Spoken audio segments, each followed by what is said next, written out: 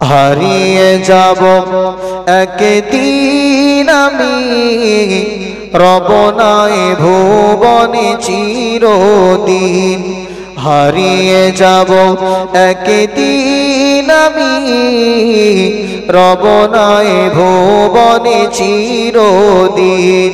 ক্ষমা করে দিও তোমরা আমায়, ক্ষমা করে দিও তোমরা আমায়, ভুল করে থাকি যদি কোনো দিন। হারিয়ে যাব একদিন আমি রব নাই ভুবনে চিরদিন। বাঁশ বাগানে বা গোরস্থানে হয়তো দেবে মোরে কবর। তোমরা আমায় যাবে ভুলে, রাখবে না জানি কোনো খবর। পড়বে কি মনে আমার কথা, ও গো পড়বে কি মনে আমার কথা, ফেলবে কি অশ্রু কোনো দিন। হারিয়ে যাব একদিন আমি রব নাই ভুবনে চিরদিন। ছোট্ট মাটির ঘরে আমার দেহ নিথর হয়ে পড়ে রবে, আদার কবরে আলোর প্রদীপ কেহ নাহি কবু জ্বালবে। পড়বে কি মনে আমার কথা, ফেলবে কি অশ্রু কোনো দিন। হারিয়ে যাব একদিন আমি রব নাই ভুবনে চিরদিন। আল্লাহুম্মা সাল্লি আলা ও শহরে মোহাব্বত জাগা মুস্তাফা হে, ও শহরে মোহাব্বত জাগা মুস্তাফা হে। ওही घर बनाने को जी चाहता है, ओ सोने से कंकर ओ चांदी से माटी, ओ सोने से कंकर ओ चांदी से माटी, नजर में बसाने को जी चाहता है।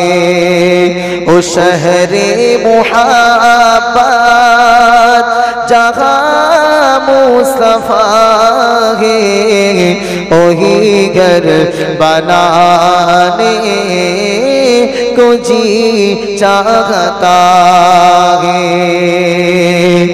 जो पूछो नबी ने कि कुछ घर बिछोड़ा, किसी के अकबर के होठों पे आया। जो पूछा नबी ने कि कुछ घर पे छोड़ा, किसी के अकबर के होठों पे आया। वहाँ माल दौलत की क्या ये हकीकत, वहाँ माल दौलत की क्या ये जरूरत, जहाँ जी लुटाने को जी चाहता है। ओ शहरे मोहब्बत जहाँ मुस्तफा है, वही घर बनाने को जी चाहता है।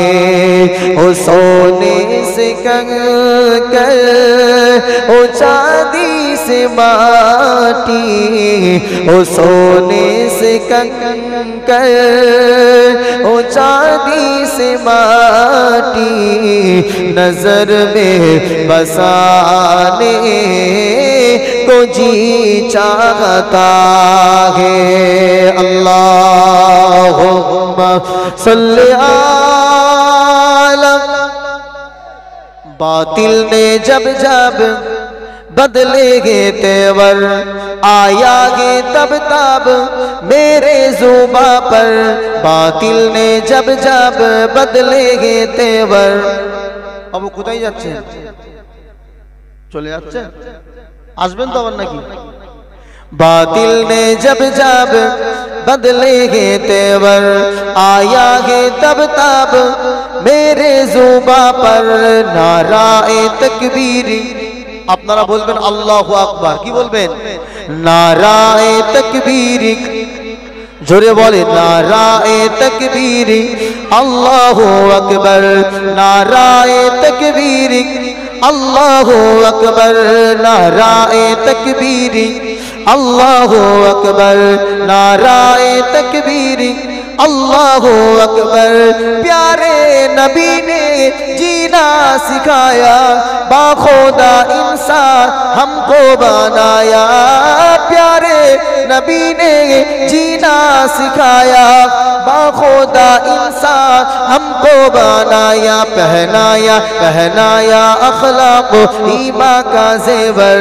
नाराए तकबीर, जोरे बोलें ना, नाराए तकबीर अल्लाहु अकबर। नाराए तकबीर अल्लाहु अकबर। नाराए तकबीर अल्लाहु अकबर। नाराए तकबीर अल्लाहु अकबर। खुद भी जिलो जी ने दो सभी को, ईज़ा ना पहुँचाओ खुद से किसी को। खुद भी जिलो जी ने दो सभी को, ईज़ा ना पहुँचाओ खुद से किसी को। इस्लाम का यही दर्स मुनव्वर। नाराए तकबीर अल्लाहु अकबर। नाराए तकबीर अल्लाहु अकबर। नाराए तकबीर अल्लाहु अकबर। बातिल ने जब जब बदलेगे तेवर, आयागे तब तब मेरे जुबा पर।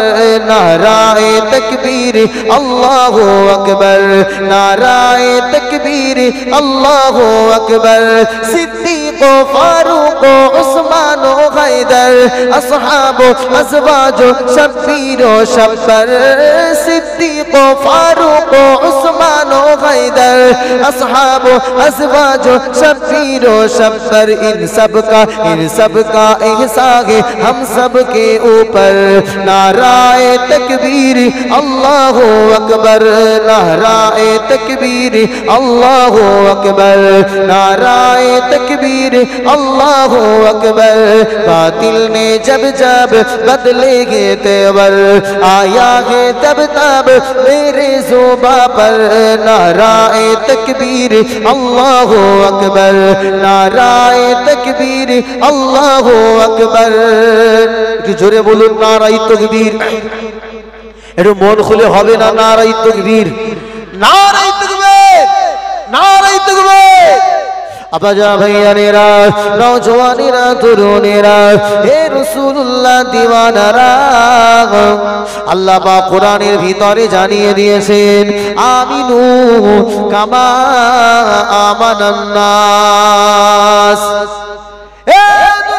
মানুষেরা, আমি আল্লাহ তোমাদিগকে জানিয়ে দিলাম তোমাদের ইমানটা এমন ইমান হওয়া উচিত, এমন ইমান আনা উচিত কামা আমানান নাস।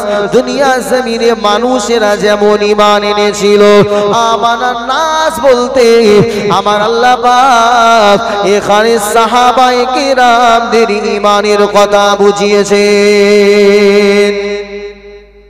আল্লাহ রসুলের সাহাবাদের ঈমান, আল্লাহ রসুলের সাহাবাদের মুহাব্বত, আল্লাহ রসুলের সাহাবাদের ইশকে রসুল এমন অন্তরে ছিল। আমার নবী যে কথাটা বলেছিলেন, নবীর কথা মানতে গিয়ে তারা বিন্দু মাত্র পিছু পা কখনো হয় নাই। হে নওজোয়ান তরুণেরা, কিতাবের ভিতরে আল্লাহ রসুলের একজন সাহাবীর ঘটনা উল্লেখ হয়েছে। আল্লাহ নবীর একজন সাহাবীর ঘটনা কিতাবের ভিতরে এসেছে। উহুদের যুদ্ধের সময় হযরতে হামজা রাদিয়াল্লাহু তাআলা আনহুর জীবনী থেকে, ঘটনা থেকে পাওয়া যায়, হযরতে হামজা রাদিয়াল্লাহু তাআলা আনহু হুজুর আমার তিনি নতুন বিবাহ করেছেন। নতুন বিবাহ করে নিজের স্ত্রীর সঙ্গে রাত্রি যাপন করেন। রাত্রি যাপন করা হয়ে যায়। আল্লাহ রসুলের সাহাবী খোঁজ গল্পে নিজের বিবির সঙ্গে রয়েছে। এমত অবস্থায় রাসূলুল্লাহর পক্ষ থেকে যুদ্ধের ময়দানে যাওয়ার ডাক এসে যায়।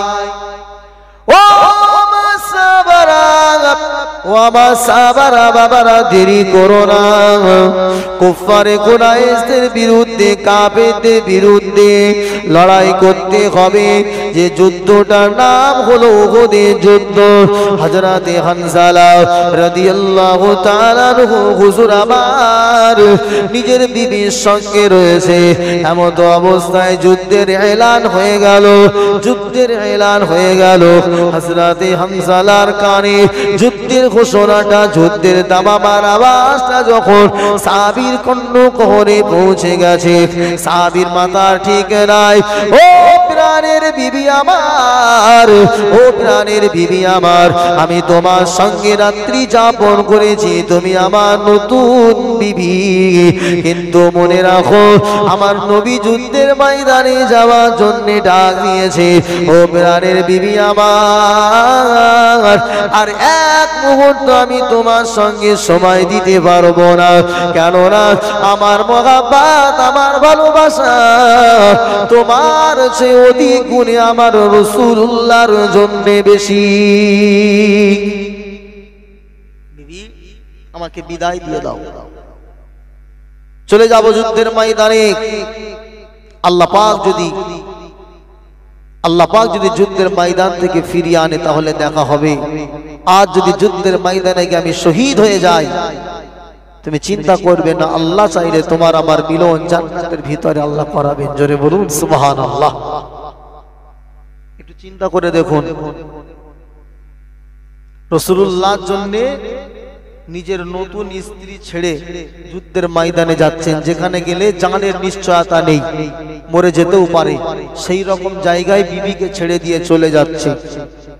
এটা হচ্ছে ইশকে রসুল, এটা হচ্ছে রাসূলুল্লাহর প্রকৃত আশিক। হযরতে হামজা রাদিয়াল্লাহু তাআলা আনহু হুজুর আমার প্রাণের বিবিকে ডাক দিয়ে বলেছিল, ও প্রাণের বিবি আমার, দোয়া করে দাও, আমি বিদায় নিয়ে চলে যাব। হযরতে হামজা যুদ্ধের ময়দানে চলে গেলেন। যুদ্ধের ময়দানে যুদ্ধ করতে করতে করতে করতে আল্লাহ নবী সাহাবী হযরতে হামজা হুজুর আমার শহীদ হয়ে গেলেন। শহীদ হয়ে যাওয়ার পরে যুদ্ধ যখন থেমে গিয়েছিল, আল্লাহ নবীর কাছে এসে হযরতে হামজার বিবি আল্লাহ নবীকে ডাক দিয়ে বলেছিলেন, ইয়া রাসূলুল্লাহ, হে ইয়া হাবিবাল্লাহ, ইয়া রাসূলুল্লাহ, ইয়া হাবিবাল্লাহ, হুজুর আমার স্বামী হামজা যুদ্ধের ময়দানে এসে শহীদ হয়ে গিয়েছে। আমার স্বামীর লাশ মোবারকটাকে নিয়ে আপনি গোসলের ব্যবস্থা করে দেন। আপনারা জানলেও জেনে থাকবেন, কোন শহীদের গোসল দেওয়া হয় না, শহীদের কোনো গোসল হয় না। যে অবস্থাতে থাকে ওই অবস্থাতেই তাদের কবর কবরস্থ করা হয় ময়দানে মাহশরে কিয়ামতের দিনে আমার আল্লাহ পাক শহীদদের ওই রক্ত ক্ষত অবস্থায় আমার আল্লাহ তিনি কিয়ামতের ময়দানে উঠাবেন। শহীদদের গোসল দেওয়া হয় না। হযরতে হানজালার বিবি নবীর কাছে গেলেন, ইয়া রাসূলুল্লাহ, ইয়া হাবিবাল্লাহ, হুজুর আমি জানি শহীদদের কোন রকম আপনার গোসল দেওয়া হয় না, কিন্তু আমার স্বামী হানজালা যে অবস্থায় যুদ্ধের ময়দানে এসেছিল, ইয়া রাসূলুল্লাহ, ইয়া হাবিবাল্লাহ, হুজুর আমার স্বামীর শরীরটা নাপাক ছিল, ইয়া রাসূলুল্লাহ আমার স্বামীকে গোসল না দিয়ে আপনি কবরস্থ করবেন না। আল্লাহ নবী সাহাবাদের ডাক দিলে, ও আমার সাহাবারা, ও আমার সাহাবারা, বাবারা বাবারা, যাও যাও যাও আমার হানজালার লাশ মুবারকটা কোথায় আছে খুঁজে নিয়ে আসো, আমি আমার হানজালাকে গোসল করে কবরস্থ করতে চাই। আল্লাহ নবী সাহাবায়ে কেরামেরা যুদ্ধের ময়দানে তন্ন তন্ন তন্ন করে খুঁজে বেড়ায়, কিন্তু হযরতে হানজালার লাশ গোটা উহুদের ময়দানে কোথাও খুঁজে পাওয়া যায় না। আল্লাহ নবী বললেন, সাহাবারা আমার হানজালার লাশটা কোথায়? আল্লাহ নবী সাহাবারা বলে, রাসূলুল্লাহ ইয়া হাবিবাল্লাহ জানি না। আমার আল্লাহ পাক আসমান থেকে আমার নবীকে জানিয়ে দিলে, আমার হাবিব, আমার প্যারা নবী, আমার প্যারা দোস্ত, হানজালার লাশটাকে জমিনে খুঁজে পাওয়া যাবে না, খুঁজে পাওয়া যাবে না। কারণ আমি আল্লাহ পাক আমার হানজালার শাহাদাতে এতটা খুশি হয়েছি, আমি হানজালার শাহাদাতে আমি আল্লাহ এতটা রাজি হয়ে গেছি, আমি আল্লাহ পাক আমার হানজালার লাশ মুবারকটাকে আসমানে তুলে নিয়ে ফারিস্তাদের দিয়ে আমি আল্লাহ গোসলের ব্যবস্থা করে দিয়েছি। হে আমার হাবিব, হানজালার লাশ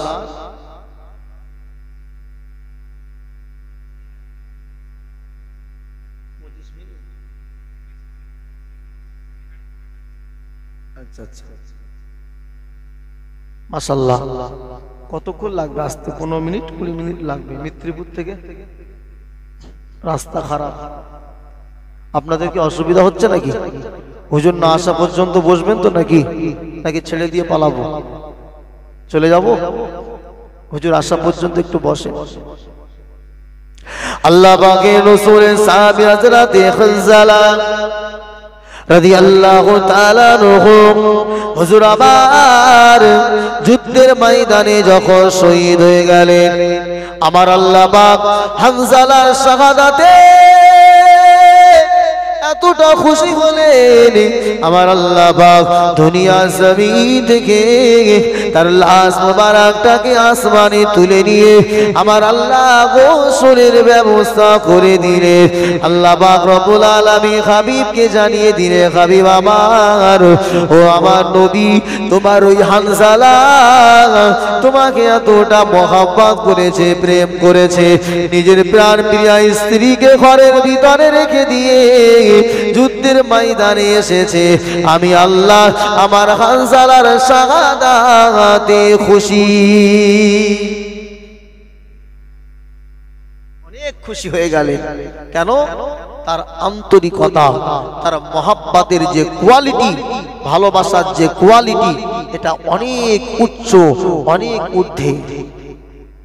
আর আমাদের মহব্বত, আমাদের ভালোবাসা শুধুমাত্র রবিউল আউয়াল মাস আসলে আসে, ঠিক না বেঠিক করে বলেন? সারা বছর নামাজ নাই, সারা বছর রোজা নাই, সারা বছর গান বাজনা, আর মাহের রবিউল আউয়াল আসলে আমরা রাসূলুল্লাহর পাগল, আমরা রাসূলুল্লাহর প্রেমিক, চল জলসা দিয়ে দেই। আছে না নাই? জোরে বলেন। নবী দিবস করা অবশ্যই ভালো কাজ, কিন্তু আপনারা সারা বছর নবীর মোহাব্বত করলেন না, একদিনে রাসূলুল্লাহর মোহাব্বতের বহির্প্রকাশ কি দেখানো যায়? বা জোরে বলেন। একটা উদাহরণ দিয়ে বুঝবেন। আপনার আব্বা হায়াতে আছেন, আপনার মা হায়াতে আছেন, আপনারা দুই ভাই। এক ভাই প্রত্যেকদিন আব্বা মাকে ডাল আর আলু ছানা, কোনোদিন পান্তা, কোনোদিন লঙ্কা, কোনোদিন পেঁয়াজ দিয়ে ভাত দেয়। গরিব, বেশি ভালো মন্দ খাওয়াতে পারে না, কিন্তু প্রত্যেকটা সাজে আব্বা মায়ের সম্মুখে থালাই করে ভাতটা পৌঁছে দেয়। আর একটা ছেলে চাকুরিজীবী, সে মাঝে মাঝে আসে বছরে একবার, এসে বিশাল খাওয়া দাওয়া, বিরিয়ানি, ফ্রাইড রাইস, হালুয়া, পলুয়া, যত দামি দামি খাবার সব খাওয়ায়। আর 364 দিন বাপের একবারও খবর নেয় না। আপনারা বলুন কোন ছেলেটা ভালো কাজ করছে? কথা বলছেন না কেন? যে প্রত্যেক দিন দিচ্ছে সেই ভালো কাজ করছে, আর আপনি একদিন দিয়ে বাপের যে করছেন এটা হক আদায় হচ্ছে না। প্রত্যেক দিন ভালো মন্দ দিতে হবে এটা ব্যাপার নয়, ব্যাপারটা হচ্ছে মহব্বত করে দেওয়া। তো আপনি সারা বছর 364 দিন রাসূলুল্লাহর কোন সুন্নাত পালন করছেন না, আর একদিন বিশাল হালুয়া, বলুয়া, মোহাম্মদ, নামাজি, মুসল্লি, টুপি পরে একেবারে হুজুর সেজে বসে গেলেন, আর 364 দিন শুধু শয়তানের পিছনে দৌড়াচ্ছেন। তাহলে এটা কি প্রকৃত পক্ষে রাসূলুল্লাহর মোহাব্বত করা হলো? এই জোরে বলেন। যুবক ভাইরা, এই আবার সামনে জানুয়ারি মাস আসছে, কিছু ছেলে পিলে আবার জানুয়ার হয়ে যাবে, হয় না? হয় না? জোরে বলেন। জানুয়ারি মাস পড়ার সাথে সাথে সমস্যা, জানুয়ারি মাস পড়ার সাথে সাথে দেখবেন একদম মাঠ ঘাট শুধু কাঁপছে, ঠিক না বেঠিক? কিসের জন্য? জেবিএল বক্স, ডিজে বক্স, একটা দুটো নয়, গাড়িতে 10টা 12টা 14টা করে বেঁধে নিয়ে গাড়ি যখন রাস্তা দিয়ে যাবে, দেখে মনে হবে যেন কারো একটা যাচ্ছে, ঠিক না বেঠিক? তো আপনি তো সেই জানুয়ারি মাসে শয়তানের পিছনে দৌড়ানো লোক, সারা বছর খোঁজ খবর না নিয়ে রাসূলুল্লাহর মহব্বতের বহির্প্রকাশ আপনি মাহে রবিউল আউয়ালে দেখাতে যাচ্ছেন। ভাই আমার, প্রত্যেক দিন আপনাকে কি করতে হবে? নবীজির সুন্নাত পালন করতে হবে, তাহলেই আপনি প্রকৃত পক্ষে আল্লাহ রাসূলের আশিক হতে পারবেন। আল্লাহ তৌফিক দেন। সকলে বলি আল্লাহুম্মা আমিন। একটু মহাব্বতে দরুদ শরীফ আল্লাহুম্মা সাল্লি আলা সাইয়্যিদিনা ওয়া আলা আলি সাইয়্যিদিনা।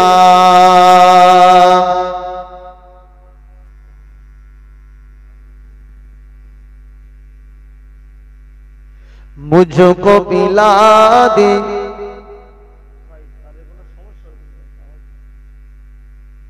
मुझको पिला दे इश्क का जाम, तू आका और मैं हूँ गुलाम। একটু জোরে বলবেন না সুবহানাল্লাহ। मुझको पिला दे इश्क का जाम, तू आका और मैं हूँ गुलाम। रब की दुलारे तुम ही तो हो, सबके सहारे तुम ही तो हो। रब के दुलारे तुम ही तो हो, सबके सहारे तुम ही तो हो। आए नबी जितने दुनिया में सबसे प्यारे तुम ही तो हो।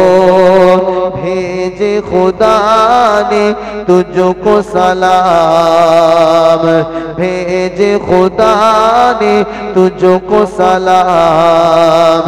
तू आका और मैं हूँ गुलाम, मुझको पिला दे इश्क का जाम। तू आका और मैं हूँ गुलाम। डूबा सूरज वापस पलटे और शजर आ जाए चल के। डूबा सूरज वापस पलटे और शजर आ जाए चल के। तुम जो चाहो ओ हो जाए, पल में क्या से क्या हो जाए, पल में क्या से क्या हो जाए, अल्लाह ही जाने तेरा मकाम, अल्लाह ही जाने तेरा मकाम। तू आका और मैं हूँ गुलाम, मुझको पिला दे इश्क का जाम। तू आका और मैं हूँ गुलाम। अल्लाहुम्मा सल्ली अला वअला आलि सय्यिदिना সাল্লাল্লাহু আলাইহি ওয়াসাল্লাম। ভাই আমার, তাহলে রাসূলুল্লাহর প্রকৃত আশিক যেমন হওয়ার দরকার ছিল, আমরা তো প্রকৃত অর্থে সেই তেমন আশিক হতে পারি নাই। তাহলে আমরা রাসূলুল্লাহর সুন্নাতকে অনেকে কুরবান দিচ্ছি এখনো, অর্থাৎ দাড়ি কেটে কেটে মুখটাকে আমরা সফা একেবারে পরিষ্কার করে রাখছি, আছি না নাই জোরে বলেন। তাহলে আপনি যদি ময়দানে মাহশরে নবীর দলে গিয়ে দাঁড়িয়ে বলেন, ইয়া রাসূলুল্লাহ আমি আপনার গুনাহগার উম্মত, আমি হচ্ছে আপনার উম্মত, তাহলে আপনার নবী, আমার নবী আপনার চেহারা মোবারক দেখে বড় খুশি হবে না নারাজ হবে? একটু জোরে বলুন। আবাজা ভাইয়ারেরা, নওজওয়ানেরা, তরুণেরা, এ রাসূলুল্লাহর দিওয়ানারা, তাই যারা আপনারা শয়তানের রাস্তায় শয়তানের ওয়াসওয়াসায় পড়ে আপনাদের চেহারা মোবারক দেখে আপনার মুখে গজানো দাড়িটা আপনারা যারা কেটেছে, আল্লাহর নবীকে যারা কষ্ট দিয়ে ফেলেছে, তারা আজকে থেকে তওবা করুন, নিয়াত করে নিন, দুনিয়া জমিনে আল্লাহ যতদিন হায়াতে রাখবে আর কোনদিন নিজের ইচ্ছাকৃত অবস্থায় আমরা আল্লাহ রাসূলের দাড়ি মুবারকটাকে কাটবো না। কারণ আল্লাহর নবী সুন্নাত দাড়িটা যদি আপনার কবরের ভিতরে ফারিস্তাদের কাছে আপনি যদি নবীর এই সুন্নাতটা নিয়ে হাজির হতে পারেন, মনে রাখুন আল্লাহর নবী যে সুন্নাতের কথা আমি বলেছি, মাথায় টুপি দেওয়া, শরীরে জুব্বা পরিধান করা, খানার সময় বিসমিল্লাহ বলা, বাথরুমে যাওয়ার সময় বাম পা দিয়ে প্রবেশ করা, একটা সুন্নাতও কিন্তু আপনার কবরে যাবে না, দেখানো হবে না। একমাত্র আপনার মুখের দাড়ি রাখাটা, ওই সুন্নাতটা আপনার কবরের ভিতরে যাবে। শুধু আপনার দাড়িটা কিন্তু কেউ কেটে বাদ দিতে পারবে না। পারবে? জোরে বলুন। আপনার মাথায় টুপি ছিল, খুলে নেওয়া হবে, পাগড়ি ছিল, খুলে নেওয়া হবে, জুব্বা খুলে নেওয়া হবে, কিচ্ছু থাকবে না। কিন্তু আপনার মরণের সময় কেউ আপনার দাড়িটা কেটে কবরের ভিতরে দেবে না। দেবে কি? জোরে বলুন। দাড়ি আপনার মুখেই থাকবে। আবাজা ভাইজানেরা, আল্লাহর নবী অনেক উম্মত যারা মুখে দাড়ি নিয়ে কবরে যাবে, আবার অনেক উম্মত কবরে যাবে যখন তাদের চুল কাটা ছিল মোরগ স্টাইলে। আছে না নাই? জোরে বলেন। পুরো দুই দিকে ছেটে, এদিকে পুরো নেড়া, খেলার মাঠ, মাঝখান দিয়ে মোরগের ঝুটি। মোরগের দেখেছেন একটা ঝুটি আছে, ওই রকম আমাদের সমাজে কিছু ছেলে চুল কাটে, আছে না নাই? আল্লাহ না করুক ওই ছেলেটার মৃত্যু হলো, কবরে গেল, যাওয়ার পরে ফারিস্তা যখন দেখবে চুলের স্টাইল এরকম, ফারিস্তা বুঝে নেবে যে কি যন্ত্র কবরে এসেছে। কথা বলছেন না কেন? আর যদি আপনার মুখে দাড়ি থাকে, রাসূলুল্লাহ সুন্নাত অনুযায়ী আপনার চুলটা কাটা থাকে, ফারিস্তা দেখে একটা আজ করতে পারবে যে আল্লাহর একটা ভালো বান্দা এসেছে। হে নওজওয়ান তরুণেরা, কেননা আপনার মৃত্যুর সময় আপনার যে স্টাইলে চুলটা কাটা থাকবে, ওই চুলটা তো আর সমান করে দিয়ে কবরে আপনার রাখা হবে না। আপনার ওই অবস্থায় কবরে যাওয়া লাগবে। আপনার পায়ে ধরে বলে যায় রাসূলুল্লাহ সুন্নাত নিয়ে কবরে গেলে আমার আল্লাহর আসমানি সাহায্য চলে আসবে। কেননা হাদিস শরীফের ভিতরে আমরা পড়েছি যখন মানুষকে কবরের ভিতরে কবরস্থ করে সবাই বাড়ির দিকে রওনা দিয়ে দেয়, আল্লাহ পাকে দুইটা ফারিস্তা কবরে এসে তিনটা করে প্রশ্ন করে। আপনাদের জানা রয়েছে মান রব্বুকা মা দীনুকা ওয়া মান নাবিয়ুকা। এ নওজোয়ান তরুণেরা, আল্লাহ পাকে ফারিস্তারা আরো একটা প্রশ্ন করবে, তোমরা যে জবাবগুলো দিলে জবাবগুলো কোথায় পেয়েছো? এ নবী পাকের দিওয়ানারা, এটা ফারিস্তার প্রশ্ন। আর আমার আল্লাহ পাক কবরের ভিতরে বান্দাকে মৌখিক প্রশ্ন না করে একটা পরীক্ষা করবেন। ওই পরীক্ষাটা কি হবে? পরীক্ষাটা এমনটা হবে, হাদিস শরীফের ভিতরে এসেছে মানুষকে যখন কবরের ভিতরে কবরস্থ করা হয়, দুনিয়ার সময়টা যদি সকাল 10টা হয়, দুনিয়ার সময়টা যদি রাত 12টাও হয়, কিন্তু কবরের সময়টা হয় আসরের সময়। এ নওজোয়ান তরুণেরা, আপনার লাশ মোবারকটা কবরের ভিতরে রেখে দিয়ে যখন সকলে বাড়ির দিকে রওনা দিয়ে দেবে, আপনার বন্ধু আপনার কবরের কাছে থাকবে না, আপনার বুকের উপরে মাটি দিয়ে যে যার মতো কাজে ব্যস্ত হয়ে যাবে। আমরা যেমন অন্য মুর্দাকে কবরে মাটি দিয়ে ব্যবসা বাণিজ্য দিকে আমরা রওনা হয়ে যাই, অনেক মানুষ তো জানাজা পড়ে মাটি না দিয়ে ব্যস্ততার জন্য পালিয়ে যায়। অনেক মানুষ দুয়াও করে না।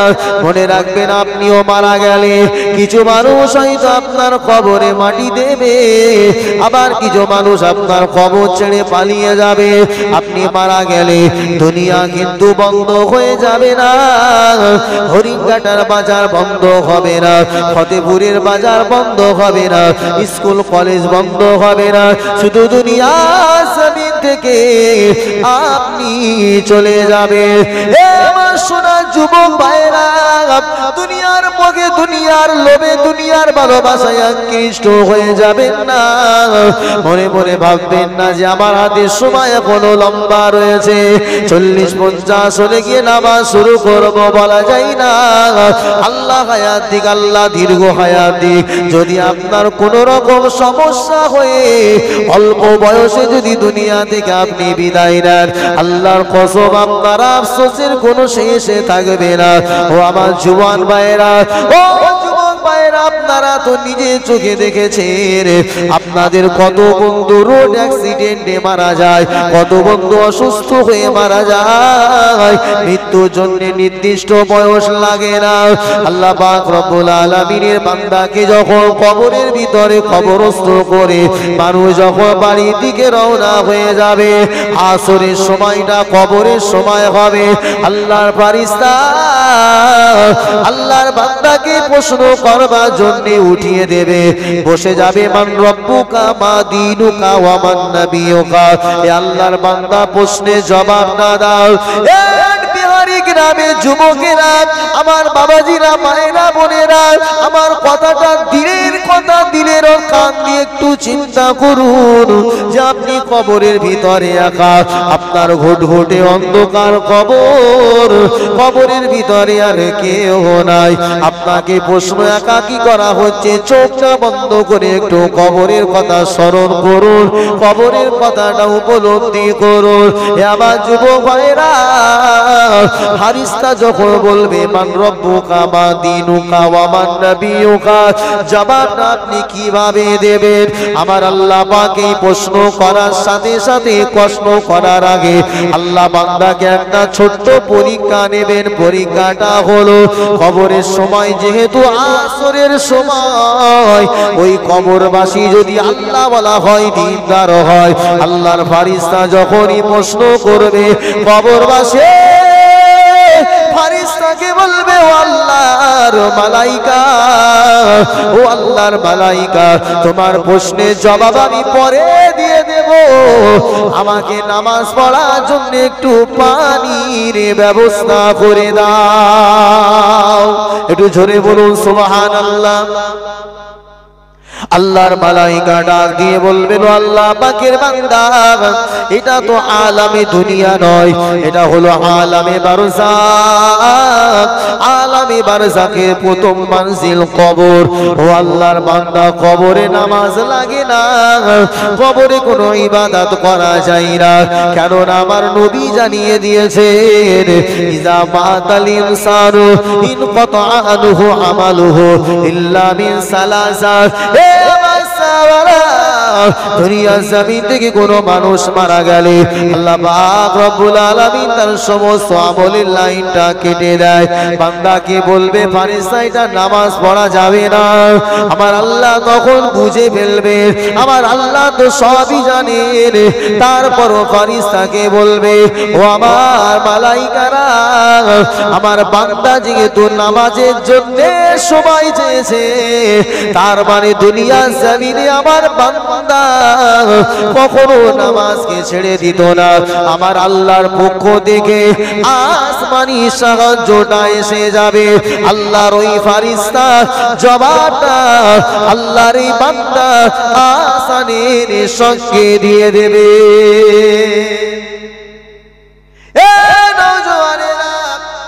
আপনি তো সেই যুবক, মসজিদে আযান হয় আসসালাতু খায়রুম মিনান নাওম, মসজিদে আযান হয় হাইয়া আলাস সালাত,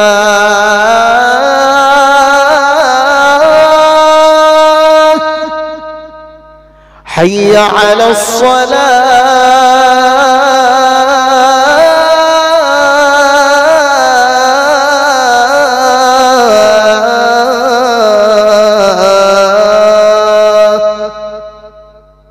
আজানে ধ্বনিটা শুনে আপনি তো মসজিদের পাশ দিয়ে পালিয়ে যাওয়া যুবক, জোহরের আজান আপনার কানে পৌঁছাই না, আসরের আজান আপনার কানে পৌঁছাই না, মাগরিবের আজান আপনার কানে যাই না। আপনি তো কত নামাজ ছেড়ে দিয়ে চলে গিয়েছেন মসজিদের পাশ দিয়ে। আল্লাহর ফারিস্তা যখন জিজ্ঞাসা করবে, মান রব্বুকা মা দীনুকা মান নবিয়ুকা, আপনি নিজেও দেখতে পাবেন আসরের সময় আর বেশি বাকি নাই, আর বেশি সময় বাকি নাই। আপনি কিন্তু নামাজ না পড়ার কারণে সেই মহাব্বত, সেই টান থাকবে না। আপনি ফারিস্তা জবাবে বলবেন, লা আদরি লা আদরি, আমি কিছু জানি না, আমি কিছু বুঝি না। একটু চিন্তা করুন, আমার নবীকে আপনার সম্মুখে হাজির করা হবে।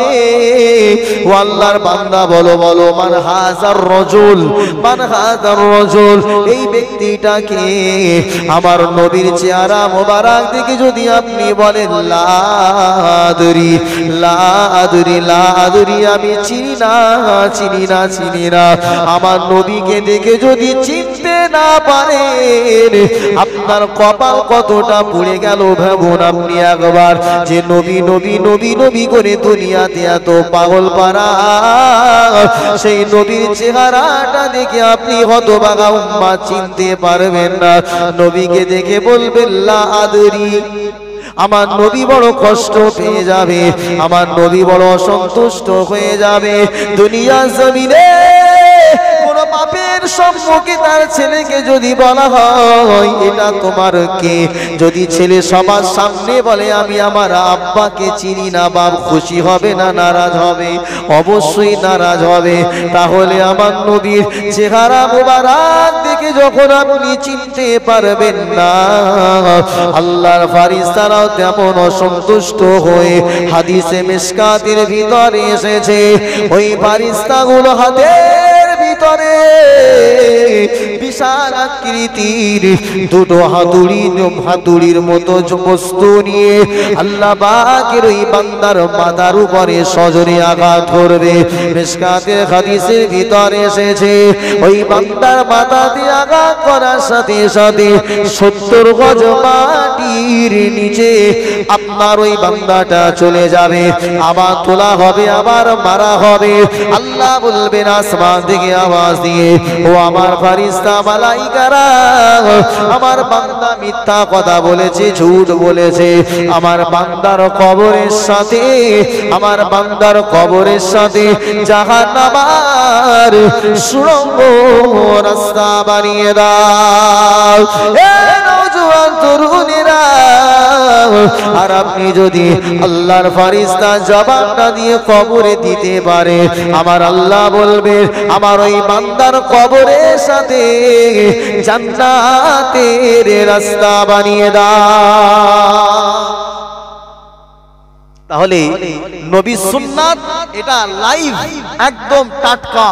আপনি মারা যাওয়ার পরে যদি আপনার মুখের ভিতরে দাড়ি থাকে, তাহলে অটোমেটিক আপনি একটা অ্যাডভান্টেজ আপনি কবরের ভিতরে পেয়ে যাবেন। জোরে বলুন সুবহানাল্লাহ। কেন? আল্লাহর ফেরেশতারা, আল্লাহ পাক আপনার প্রতি ইহসান করবে। তবে হ্যাঁ, ওই দাড়িটা আবার বিড়ি খাওয়া দাড়ি হলে হবে না। অনেক চাচার মুখে এত বড় দাড়ি, দিনে 2 বান্ডেল করে লাগে, আসে না? কথা বলছেন না কেন? হ্যাঁ হু দেন। তা আপনার মুখে যে ফারিস্তাগুলো থাকবে, এত বিড়ি খেলে ফারিস্তা থাকতে পারে?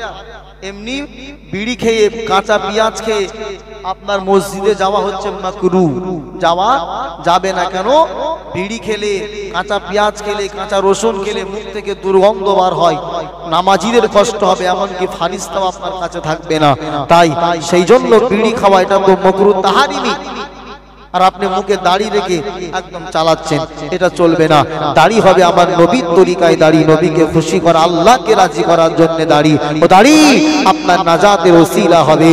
আল্লাহ পাক তৌফিক দেন। সকলে বলি আল্লাহুম্মা আমিন। দিল খুলে উচ্চ আওয়াজে দরুদ আল্লাহুম্মা সাল্লি আলা